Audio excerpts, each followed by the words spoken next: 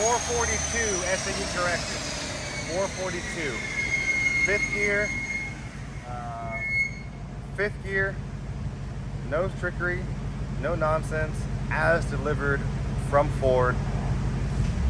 Carbon trap still in place, stock airbox. We just hit 100.8 miles, right? No nonsense, no trickery, but we figured something out. We're gonna talk about it here in a little bit. All right, what's up guys? Welcome back to the channel or the video or whatever we're doing. I'm not a very good YouTuber. I'm just an enthusiast. I just love cars. I'll be 41 on Sunday. I'm an old man.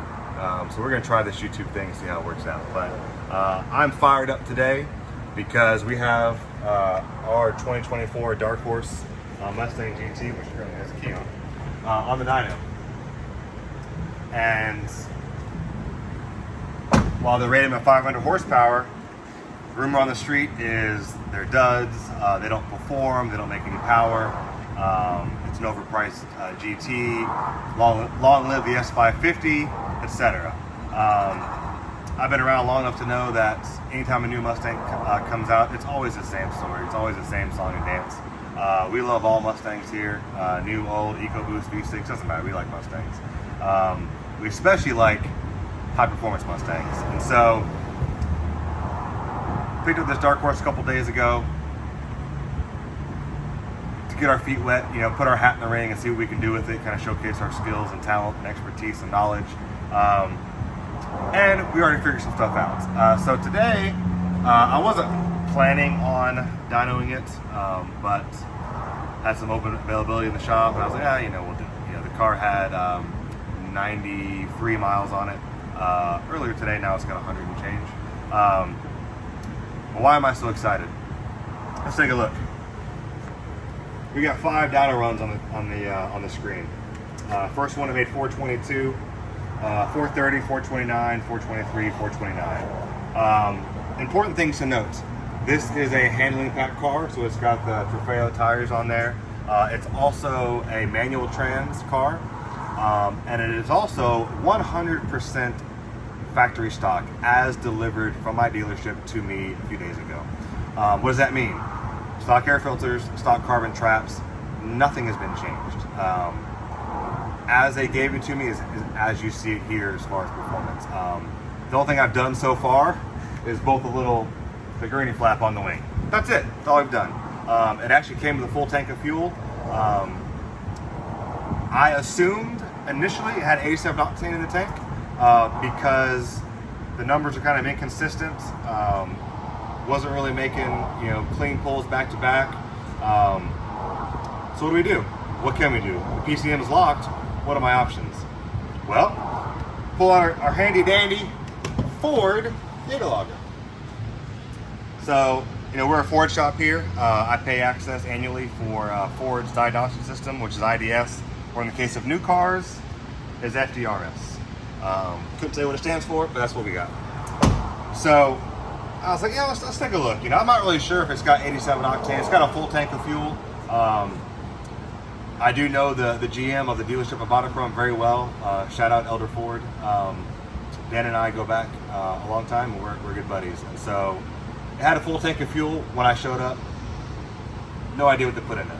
I asked, they said 93. Well, that's what they said. But looking at, you know, what some other guys have seen on their dyno as far as timing numbers and such, I was only getting 20 to 22 degrees of timing. My assumption, 87 octane. 430 wheel, SAE corrected, not STD, not nothing. I mean, it's, let's see, right now the dyno, it is 89 degrees. As you can tell, I'm sweaty. It ain't hot, it ain't cool here in Florida. Not bad power on 87 octane. I pull the data logger out and I start to look at some stuff. And we find out it's not going to wide open throttle fueling. Now, most of y'all will know this, right? So on the S550s, there's this cool guy plug down here. You know, it's called the dyno plug, right? We always unplug it, we make our rips, right? First thing I did, unplug the dyno plug. Well, there's a lot of lights in the dash. But I noticed the check engine light's on, and so is the service engine soon light, which is not normal. So we got a wrench light, and we got to check engine lights. Now I expect to have other lights on because you got front tires stationary, rear tires moving, but I don't expect to have a wrench light. A wrench light is usually a torque calculation or a throttle body problem or a transmission problem. I should have none of those. It's a brand new car, but the light's on. Well, a lot of times when you trip a code like that, it won't let you go to wide open throttle fueling. So I was like, that's weird. Clear the codes, plug the dyno plug back in. The dyno plug. I don't think it's a dyno plug because when you plug it back in, the car is much happier. We make another rip, and I log it this time, and lo and behold, we have wide open throttle fueling. So let me clean this up so it looks a little better. Let's pull the best run. So the best run's probably going to be the green run, green or blue. We'll call it green. So let's get rid of everything but the green.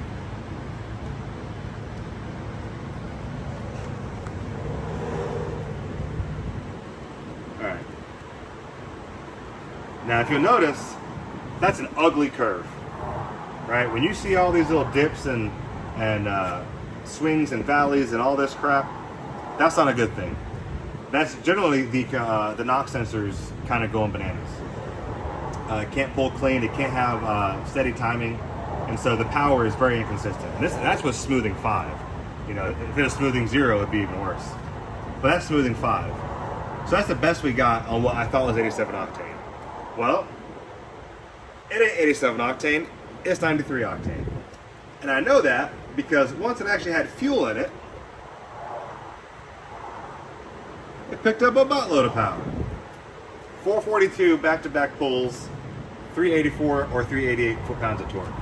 So just having fuel, factory tune, it's picking up 10 to 12-ish, 13 wheel horsepower. And now it has 26, 27 degrees of timing in it. Let's get the green out of here so we can actually see it. It's still a little choppy, which is not unusual, but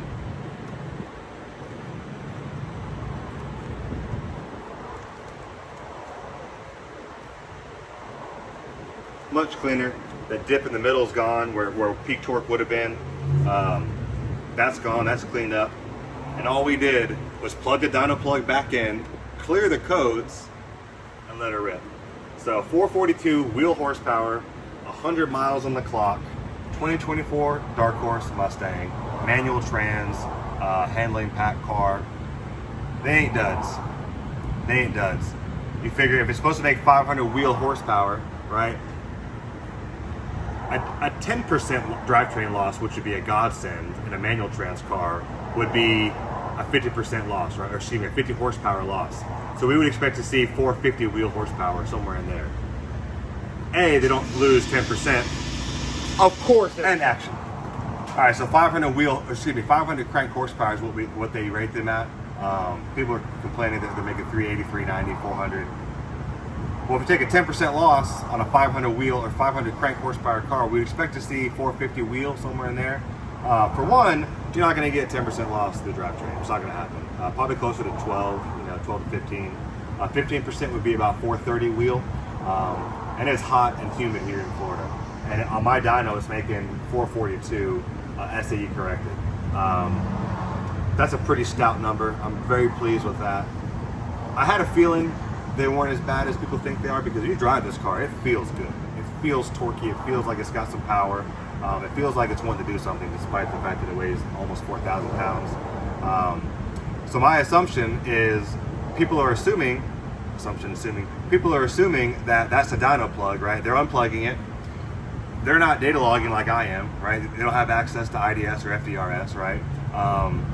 And they're just making rips, having no idea that the injectors aren't going to wide open throttle fueling. They're staying at stoichiometry or storage. So you're getting 1.0 lambdas across the board. It's knocking its ass off, knocking its butt off, excuse me, YouTube. It's knocking its butt off. There's no fuel in it.